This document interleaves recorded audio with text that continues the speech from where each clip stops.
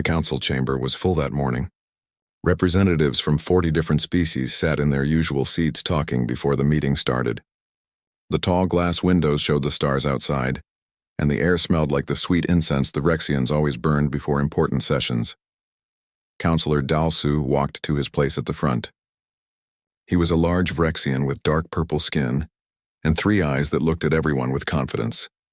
He had been the speaker for 12 cycles now, and he knew how to control these meetings. He sat down and prepared to start the day's business. That was when he noticed it. The human seats were empty. Dalsu looked at the 5 chairs where the human delegation always sat.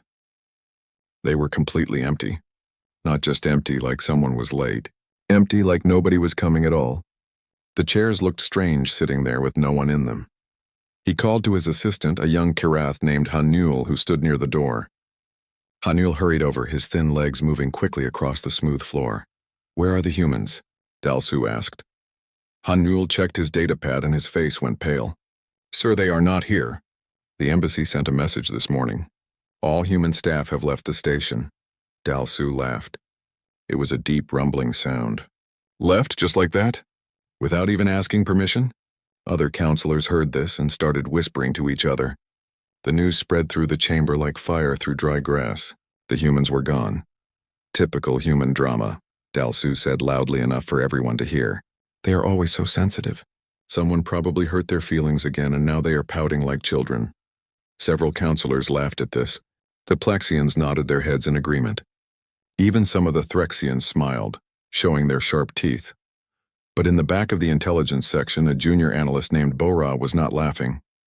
She was a small Vrexian who spent most of her time reading reports that other people ignored.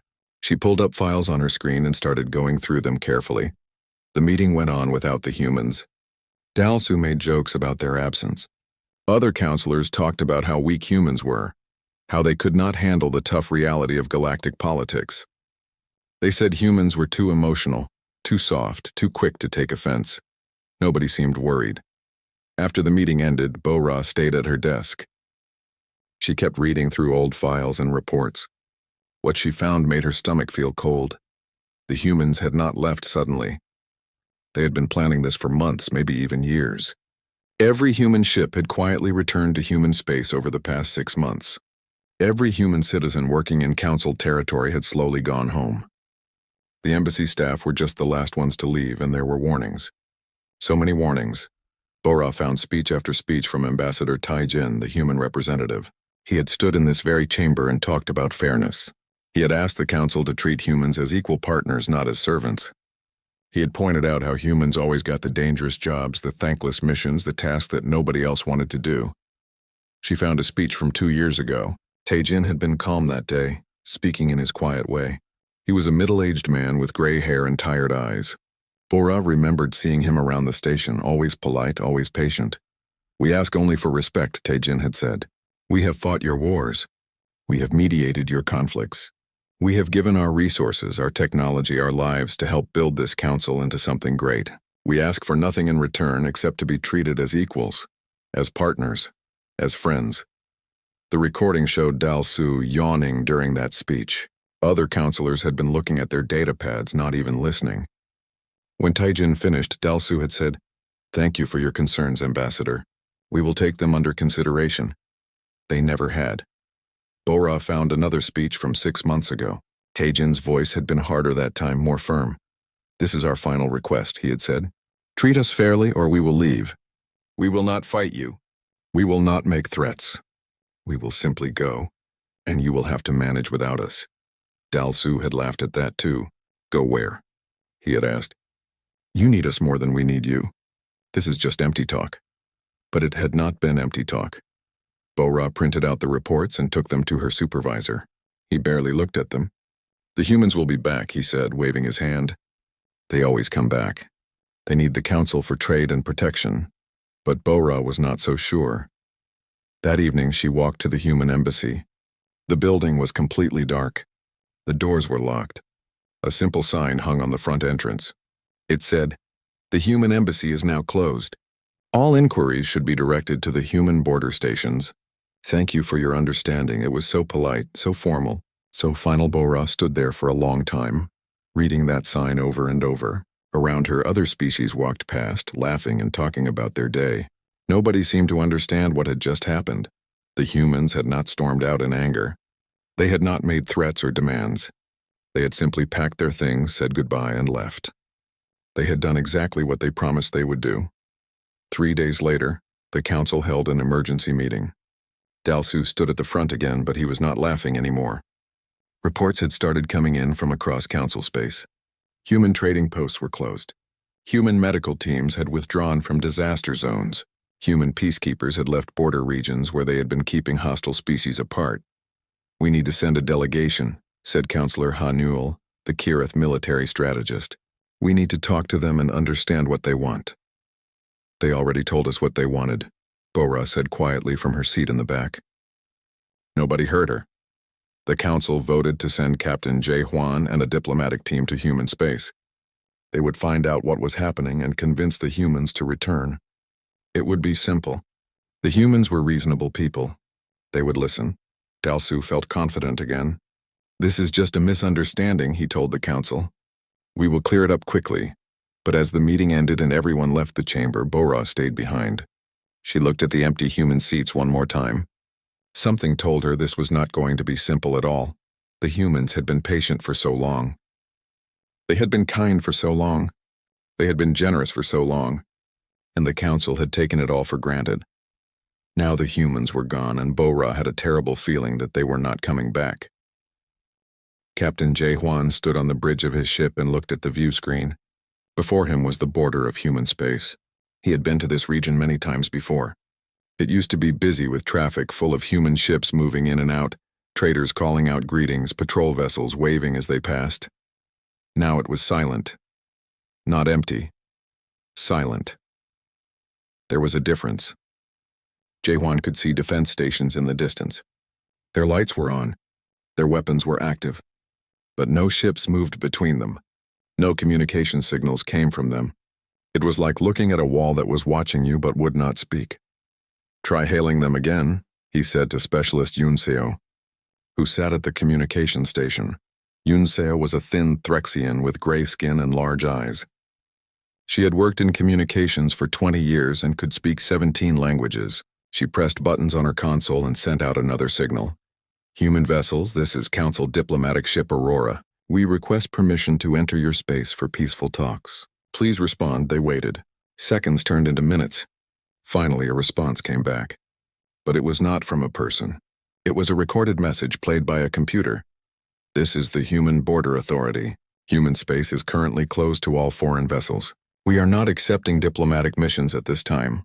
Please turn back. This is not a hostile act. We simply wish to be left alone. Thank you for your understanding." The message ended. Yoon Seo looked at Jae-Hwan with worry in her eyes. "Try again," Jae-Hwan said. "Use the emergency diplomatic codes. Tell them we are here on official council business." Yoon Seo sent the message with the special codes that were supposed to open any door in council space. The codes that meant urgent business from the highest levels of government. The same recorded message played again. Word for word. Exactly the same. Commander Hyawan walked up behind Jae-Hwan. She was a tall Vrexian woman with scars on her face from years of military service. She had fought beside human soldiers in 3 different wars. She knew them well. "They are not going to let us in," she said quietly. "We have to try," Jae-Hwan said.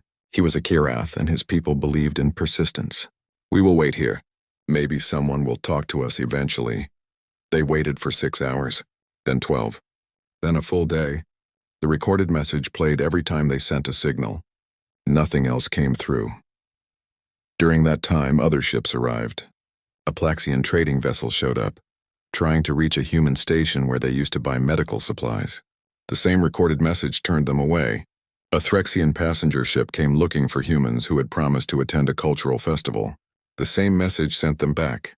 Yoon Seo spent hours trying to break through the communication block. She tried every code she knew. She tried sending messages in different languages. She tried using old frequency channels that humans used to monitor. Nothing worked. Every attempt got the same polite, recorded response. "Their encryption has changed," she finally said, leaning back in her chair with exhaustion. "I cannot even scan their networks anymore. Whatever security they have now, it is far beyond what they had 6 months ago. Hye-won was studying the defense stations through the ship's sensors. "Look at this," she said, putting an image on the main screen. "These stations are new, or heavily upgraded. The weapons systems are different. More powerful, more efficient." Jae-hwan studied the image. He was not a military expert, but even he could see the difference. The stations looked more dangerous now. "More serious. When did they do this?" he asked. "That is the question," Hye-won said.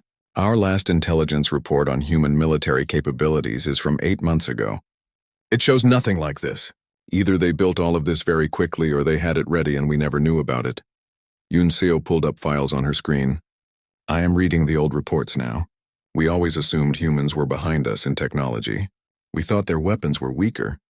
Their ships were slower. Their defenses were basic. Maybe we were wrong," Hye-won said. "Maybe they just let us think that."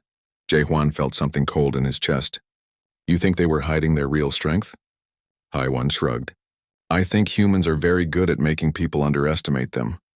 We saw them as soft, emotional, weak. What if that was exactly what they wanted us to see?" They tried for 3 more days. Jae-hwan sent personal messages to human officers he had worked with before. Yoon-seo tried contacting human traders who used to visit Council Space. Hye-won even tried military channels, reaching out to human soldiers she had fought alongside. Every message got the same response. The recording. Always polite, always firm, always final. On the 4th day, something changed. A human ship appeared from behind one of the defense stations. It was a patrol vessel, small but fast. It moved toward them quickly. "Finally," Jae-hwan said, "someone is coming to talk to us." But the ship did not come to talk. It stopped exactly at the borderline and sat there, waiting, watching. "They are making sure we leave," Hye-won said quietly. Jae-hwan made one final attempt. He recorded a personal message. He talked about friendship between species. He mentioned all the times the Council and humans had worked together. He asked them to please just talk, to tell him what the problem was. He sent the message directly to the patrol ship. For a long moment, nothing happened. Then the patrol ship turned around and went back to the defense station. No message came back. "Nothing at all. They are not listening anymore," Yoon-seo said sadly. "Or maybe they listened too much already and now they are done." Jae-hwan gave the order to leave. His ship turned around and headed back to Council Space. Behind them, the human border remained silent and closed. On the trip back, Hye-won compiled a report. She wrote about the upgraded defenses, the advanced technology, the complete communication blackout, the absolute unwillingness to negotiate. "This is not a tantrum," she wrote. "This is not a negotiating tactic. The humans have made a choice and they are not changing their minds. They have sealed their borders with strength we did not know they had. They are prepared to defend those borders if necessary." Yoon-seo added her own notes. She wrote about the impossibility of breaking their communication security, the sophistication of their automated systems, the fact that every response was identical, showing perfect discipline and planning. "They are not ignoring us," she wrote. "They are watching us very carefully. They are just choosing not to respond. There is a difference." Jae-hwan read both reports and felt tired. He had believed this would be simple. He had thought the humans would be reasonable. He had been certain they would at least talk, but the humans had talked. For years. For decades. They had talked and nobody had listened. Now they were done talking. When they arrived back at Council headquarters, Jae-hwan delivered his report in person. Dal-soo sat in his chair and listened with a frown on his face. "So they refused to see you," Dal-soo said when Jae-hwan finished. "That is unfortunate. But they will change their minds when they realize they need us." Jae-hwan looked at the counselor for a long moment. "I do not think they need us," he said quietly. "I think maybe we need them." Dal-soo laughed at this. But the laugh sounded hollow in the big chamber, and nobody else joined in. The first sign came 3 weeks after the humans closed their borders. A Plaxian colony called for emergency help. A disease had broken out, spreading quickly through their population. They needed medicine. The call went to the Council Medical Division. Director Kyung-ho, a Threxian doctor who ran the division, looked at the request. He pulled up the supply records and his face went pale. "We do not have this medicine," he said to his staff. His assistant looked confused. "But we always have it. The humans make it for us." "The humans are gone," Kyung-ho said slowly. The reality of it was starting to sink in. "And they took their medicine with them." He checked other medicines. Nearly 40% of the Council's medical supplies came from human manufacturers. The humans had special technology for making medicines that worked across different species. Nobody else knew how to do it as well as they did. The Plaxian colony had to wait 2 months for alternative medicine from a different source. By then, 3,000 people had died. The second sign came from the trade networks. Minister Sohee was a Plaxian who managed Council commerce. She started getting reports from all over Council space. Trade routes were failing. Ships were sitting idle. Goods were not moving. She pulled up her trade maps and saw the problem immediately. The humans had been the connection between dozens of species. They traded with everyone, even species that hated each other. If Species A refused to deal with Species B, the humans would buy from A and sell to B. Everyone got what they needed. Now that connection was gone. The Vrexians needed minerals from Kirath space. But the two species had not spoken directly in 50 years. The humans had managed that trade. Now the Vrexians could not get their minerals, and the Kirath could not sell their goods. The Threxians had relied on human cargo ships to move their products across long distances. Human ships were fast and reliable. Now Threxian goods piled up in warehouses with no way to transport them. So he tried to fix it. She set up meetings between hostile species, trying to get them to trade directly. But decades of hatred did not disappear just because it was convenient. The meetings ended in shouting matches. Sometimes they ended in violence. Within 2 months, trade volume across Council space had dropped by 60%. The third sign came from the border regions. Small conflicts started breaking out. Species that had old arguments began fighting again. Territory disputes turned violent. For 20 years, human peacekeepers had managed these borders. They stood between hostile species and kept them calm. When fights started, humans talked everyone down. When tensions rose, humans found compromises. The humans had done this work without complaint. They had lost soldiers doing it, but they had kept the peace. Now they were gone, and the old hatreds came back like fire through dry grass. The Council tried to send their own peacekeepers, but it did not work the same way. When Vrexian peacekeepers went to a Kirath border, the Kirath did not trust them. When Threxian peacekeepers tried to manage a dispute, both sides accused them of taking sides. The humans had been neutral. Everyone had trusted them to be fair, even when they did not like the decisions. That trust was earned over generations. It could not be replaced quickly. Within 3 months, 5 border wars had started. Bora watched all of this from her desk in the intelligence division. She compiled reports and sent them to her supervisors. Most of them were ignored. The people in charge did not want to admit how bad things were getting, but Bora kept digging. She went through decades of records. She looked at every mission, every project, every crisis that the Council had faced, and she found the pattern. Humans were always there. When a plague broke out, human doctors were first to arrive. When a station needed emergency repairs, human engineers volunteered.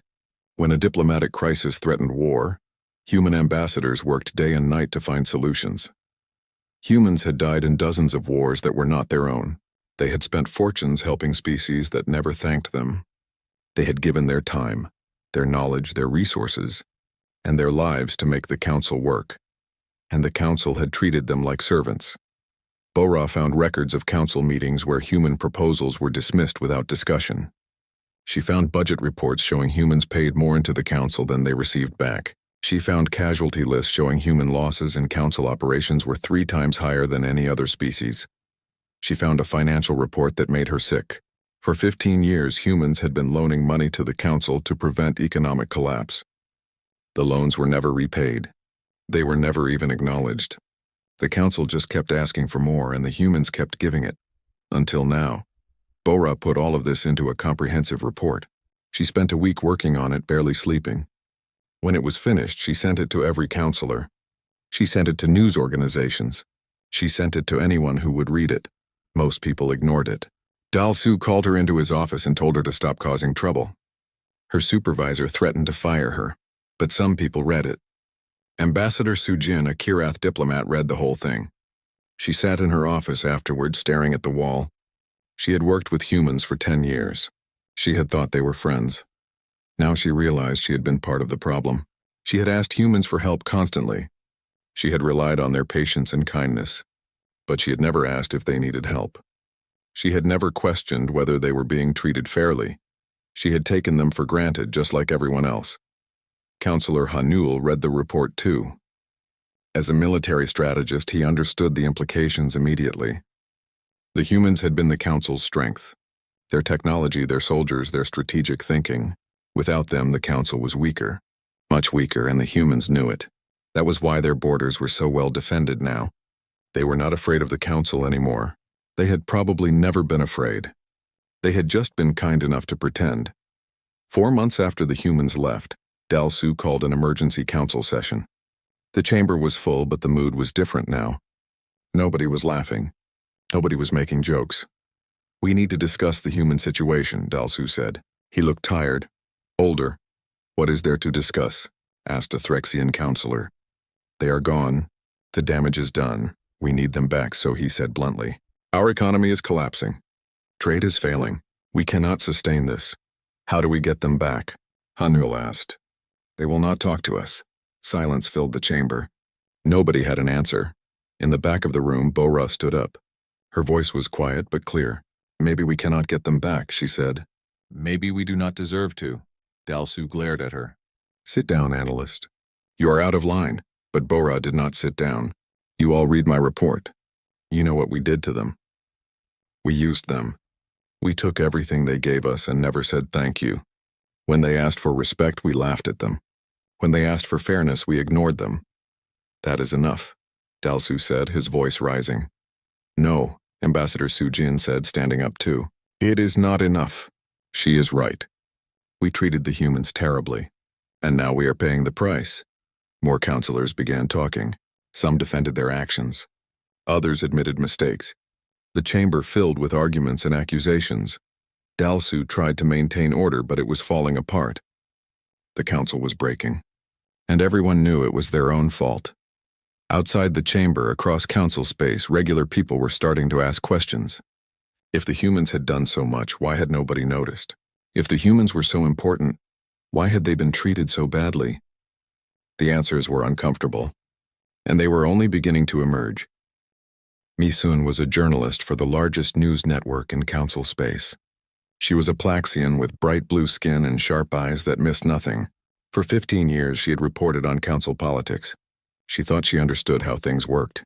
Then she received an anonymous message. It contained thousands of files. Council records, budget reports, meeting transcripts, mission logs. All of it stamped as classified. She knew immediately who had sent it. Bora, the junior analyst.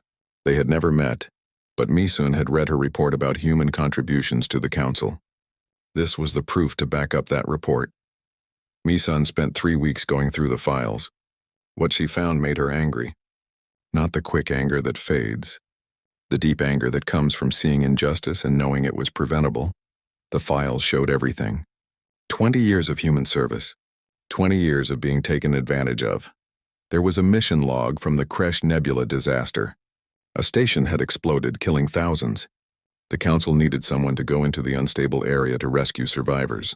The environment was deadly. Radiation levels would kill most species within hours. Humans volunteered. 20 human rescue workers went in. 12 of them died. They saved 400 lives from 6 different species. The council meeting notes from afterward simply said, "Rescue operation complete." Acceptable losses, there was no memorial, no recognition. The human families received standard death benefits, nothing more. The council had moved on to the next crisis within a week. Misun found budget records showing the humans had loaned the council 40 billion credits over 15 years. The loans were never repaid. When human ambassador Tae Jin had asked about repayment 3 years ago, Counselor Dalsu had told him the council would pay when it was convenient. It never became convenient. She found records of human medical researchers who had developed treatments for cross-species diseases. They had given the formulas to the council for free, asking only to be credited in the research papers. The council had published the papers with no mention of the human scientists. When the humans complained, they were told not to be so concerned with glory. She found military reports from the Threxian-Kirath border war 12 years ago. Human peacekeepers had stopped the war from spreading. They had negotiated for 8 months straight, working without rest. 5 human diplomats had died from stress-related health failures during those negotiations. The peace treaty was signed. The war ended. In the official records, the credit went to the council leadership. The human contribution was listed in a footnote. Mi-sun found a video file. It was from Ambassador Tae-jin's final appearance before the council, 6 months before the humans left. She played it on her screen. Tae-jin looked older than she remembered. His hair was completely gray. His face was lined with exhaustion. He stood at the speaker's platform and looked around at the councilors. "This is my last request," he said. His voice was calm, too calm. "We are not asking for special treatment. We are not asking for glory or credit or rewards. We are asking for basic respect. We are asking to be treated as partners instead of servants." He pulled up a holographic display. Numbers filled the air. Human contributions, human casualties, human loans, human sacrifices. "We have given everything we have to this council," Tae-jin said, "and in return you have given us contempt. You laugh at our concerns. You dismiss our proposals. You take our help and never say thank you." The camera showed the councilors. Some were looking at their data pads. Others were whispering to each other. Dalsu was checking his messages. Nobody was really listening. "So this is our final statement," Tae-jin said. "Change how you treat us or we will leave. We will not fight you. We will not cause problems. We will simply remove ourselves from a relationship that has become harmful to us." He had stood there for a moment looking at the council, hoping someone would respond with understanding. Hoping someone would see that this was serious. Dalsu had waved his hand dismissively. "Thank you, Ambassador. We will discuss your concerns." Then he had moved on to the next agenda item. The video ended. Mi-sun sat in silence for a long time. She had been in that chamber that day. She had been reporting on council business. And she had not paid attention to Tae-jin's speech either. She had thought it was just more diplomatic talk. She had been part of the problem too. Mi-sun wrote her article. She included everything. The missions where humans died. The money they loaned. The research they gave away. The peace they maintained. The respect they never received. She included Tae-jin's final speech. She included the council's response, or rather, the lack of response. Her editor read the article and went pale. "You cannot publish this," he said. "The council will shut us down." "Then they shut us down," Mi-sun said. "But people need to know the truth." The article published the next morning. Within an hour, it was the most read story in council space. Within a day, it had been shared millions of times. People were furious. Not at the humans. At the council, protests started within a week. Thousands of people gathered outside council headquarters. They carried signs that said, "Apologize to the humans and we failed them," and "Justice for the 12," referring to the rescue workers who died in the Kresh Nebula. More journalists picked up the story. They found more examples. A human agricultural expert who had saved a Plaxian colony from famine and received no recognition. A human engineer who had designed the safety systems used on every council station and never been paid for his work. A human teacher who had developed educational programs for 20 different species and been told her methods were too simple. The stories kept coming. Each one showed the same pattern. Humans giving, council taking. Humans asking for respect, council giving contempt. Elder Wanshik was one of the few counselors who had supported the humans. He was a Kyrath who had served on the council for 40 years. He had voted against every decision that exploited the humans. He had been outvoted every time. He held a press conference. He stood before the cameras and spoke honestly. "I am ashamed of this council," he said. "I am ashamed of myself for not doing more. The humans asked for so little. They deserve so much, and we gave them nothing but disrespect." He showed records of the final vote, the one that happened just before the humans left. Ambassador Tae-jin had proposed a new agreement. Humans would continue helping the council, but in exchange they wanted equal voting rights. They wanted fair payment for their services. They wanted credit for their work. The council had voted against it. 35-5.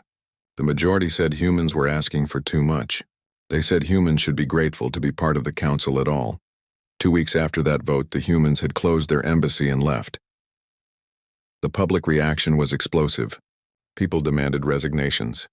They wanted Dalsu removed from office. They wanted investigations into council corruption. They wanted justice for the humans who had died serving the council. Dalsu tried to defend himself. He gave speeches saying he had been trying to protect council interests. He said humans had always been free to leave if they wanted. He said the council had done nothing wrong. Nobody believed him. In her small office, Bora watched the news and felt a mixture of satisfaction and sadness. She had wanted people to know the truth. Now they knew. But the truth was painful. She received a message from Misun. "Thank you for the files. You did the right thing," Bora wrote back. "I just hope it is not too late." But she suspected it was. The humans had made their choice. They had closed their borders and walked away. They had been patient for so long. They had given so much. And they had finally decided they were done. The truth was out now. Everyone knew what the council had done. Everyone knew how badly the humans had been treated, but knowing the truth and fixing the problem were two different things.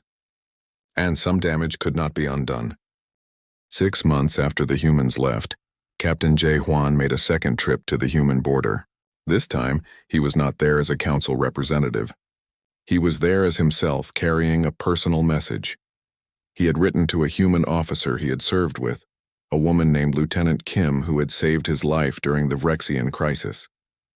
They had been friends once, or he had thought they were friends. Now he was not sure if he had ever really understood what friendship meant to her. His ship approached the border. The same defense stations were there, silent and watchful.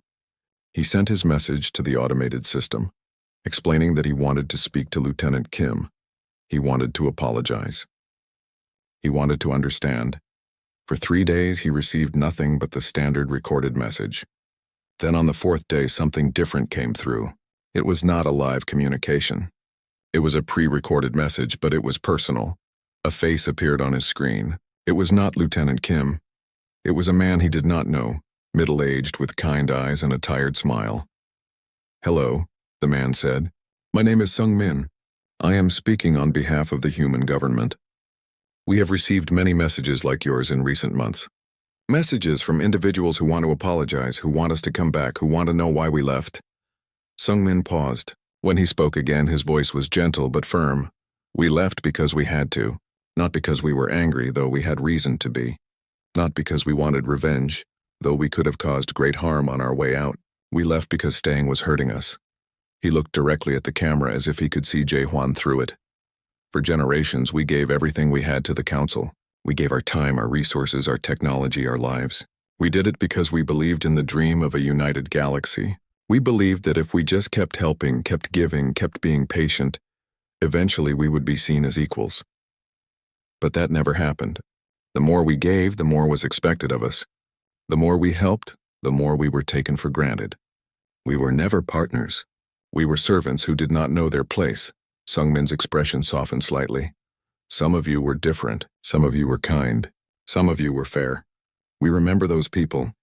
But kindness from a few individuals does not change a broken system. And the system was broken. The council was built on the expectation that humans would give endlessly and ask for nothing in return. So we made a choice. We chose ourselves. We chose our own well-being. We chose to stop sacrificing our people for those who did not value those sacrifices."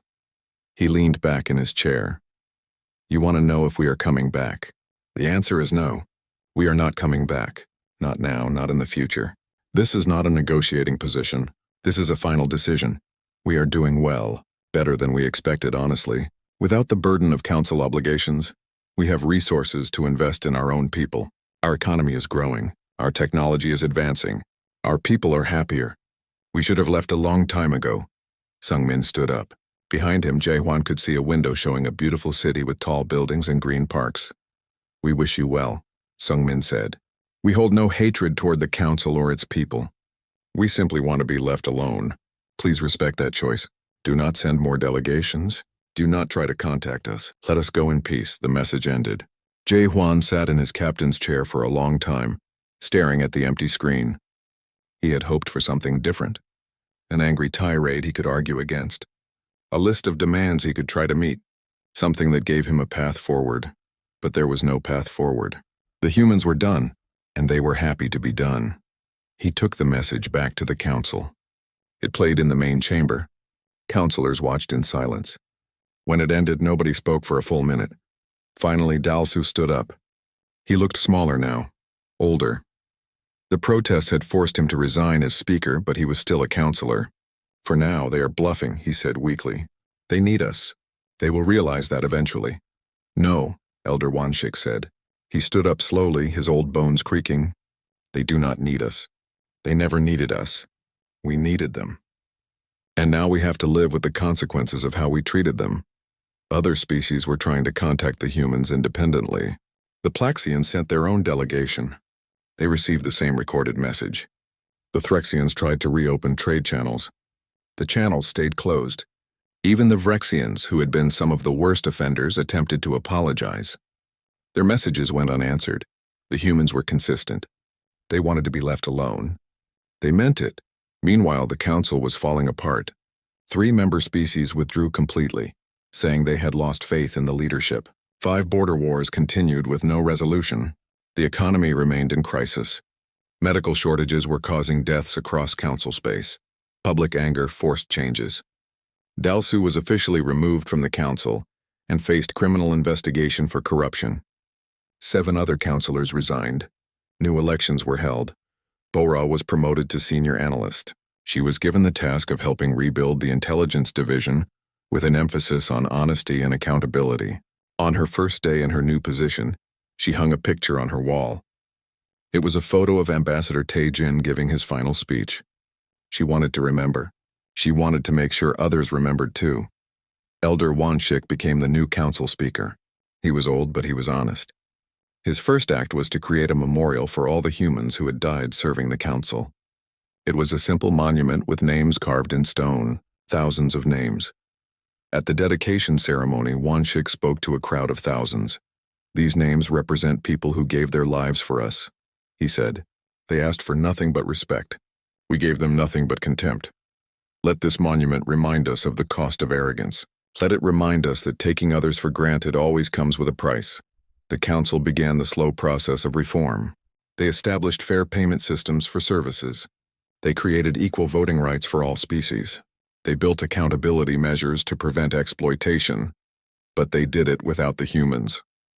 And everyone knew the council would never be as strong as it once was. Some species learned from the mistakes. They treated their neighbors better. They valued cooperation. They remembered what happened when kindness was taken for granted. Other species did not learn. They became bitter. They blamed the humans for abandoning them. They said humans were selfish for choosing themselves over the greater good. These species slowly isolated themselves, unable to adapt to a galaxy that no longer revolved around their needs. Years passed. The council stabilized but never fully recovered. Trade networks found new, less efficient routes. Wars eventually ended through exhaustion rather than negotiation. Medical research continued without human innovation, progressing at a fraction of its former speed. Occasionally, rumors came from human space. Their colonies were expanding. Their technology was advancing rapidly. They had formed new alliances with species outside council territory. They were thriving. Captain Jae-hwan heard these rumors and felt a mixture of emotions. He was happy for them. They deserved success. But he was also sad for what might have been. If the council had just listened, if they had just treated the humans fairly, the galaxy could have been so much better. Ambassador Sujin visited the memorial often. She would stand there reading the names, thinking about the humans she had worked with. She had thought she knew them. She had thought she understood them. But she had never really seen them as equals. She had seen them as useful, as helpful, as kind. But not as equals. That was the real lesson, she realized. The humans had not left because of any single incident. They had left because of thousands of small disrespects. Thousands of times they were overlooked. Thousands of times their contributions were minimized. Thousands of times they were expected to give without receiving. It had added up over decades. And finally, they had decided they were done. Bora wrote a final report about the human withdrawal. It was required reading for all new council members. The conclusion was simple. Respect must be mutual or relationships will fail. Take people for granted and eventually they will leave. And sometimes they will not come back. On a human colony world at the edge of explored space, a community gathered for a celebration. It was the anniversary of the withdrawal, what they called Independence Day. Children played in the streets. Families gathered for meals. People told stories of the old days in council space, and everyone agreed they were better off now. An old woman stood on a balcony watching the celebration. She had gray hair and tired eyes.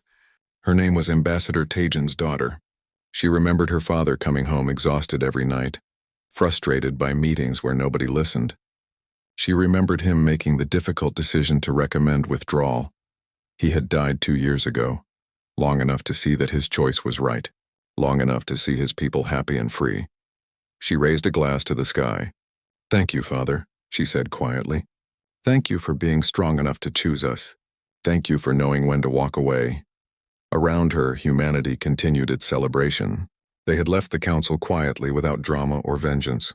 They had simply decided that their own well-being mattered more than endless service to those who did not appreciate it. It was the most human thing they could have done, to give so much for so long and then to finally peacefully choose themselves.